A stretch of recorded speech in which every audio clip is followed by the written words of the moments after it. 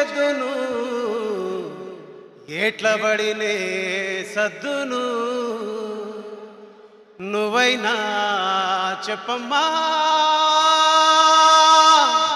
పాటమ్మా నన్నైనా చెప్పుకోని అమ్మా పాటమ్మా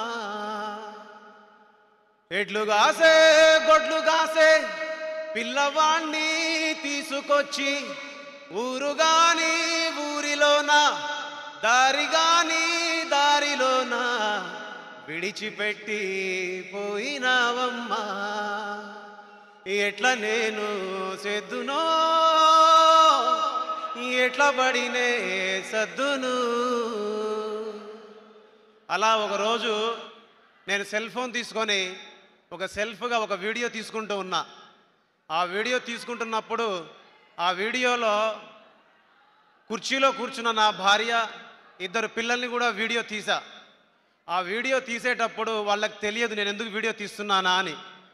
అప్పటికి ఇంటికి కిరాయి ఎలా కట్టాలి, పిల్లల్ని ఎలా చదివించుకోవాలి, ఎలా బతకాలి, రేపు ఎలా గడపాలి అనే ఒక సందేహంలో చిట్ట చివరి రోజుల్లో చిట్ట చివరి క్షణంలో ఉన్నప్పుడు మా ఇంట్లో సెల్ ఫోన్ సిగ్నల్స్ రాని ఒక ఇంట్లో నేను ఉంటున్నప్పుడు ఒక ఫోన్ కాల్ వచ్చింది. మీరు పీపుల్స్ మీడియా ఆఫీస్కి రావాలి అని. మీరు ఎవరిని పిలిచారంటే బీమ్స్ మీరేనా అంటే నేనే అన్నాను. బట్ నన్ను పిలిచేటటువంటి అవకాశమే లేదు అంత పెద్ద కంపెనీ నుంచి. కానీ అలాంటి కంపెనీ నుంచి నాకు అవకాశం వచ్చింది. ఆ టైంలో నా సిచ్యువేషన్ ఏంటో తెలుసా? ఈ భూమి మీద నాకు నూకలు చెల్లిపోయాయి, నాకు జీవితం లేదు, నా భార్య పిల్లలకు కూడా జీవితం లేదు, అందరినీ కట్టగట్టుకొని ఒకేసారి పైకి వెళ్ళిపోదాం అని అనుకున్నాం.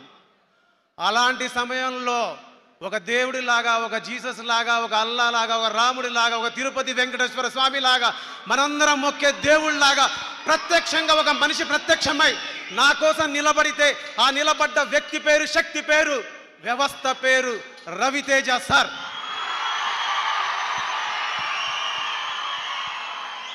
మాటల్లో చెప్పాలంటే ప్రేమ, పాటల్లో చెప్పాలంటే భక్తి. నిలబడి ఉన్నాను, రెండు కాళ్ళ మీద నిలబడి ఉన్నాను, 5 వేళ్లతో తింటున్నానంటే అమ్మా నాన్న నీ కొడుకు సజీవంగా ఉండడానికి రవితేజ సార్ కారణం.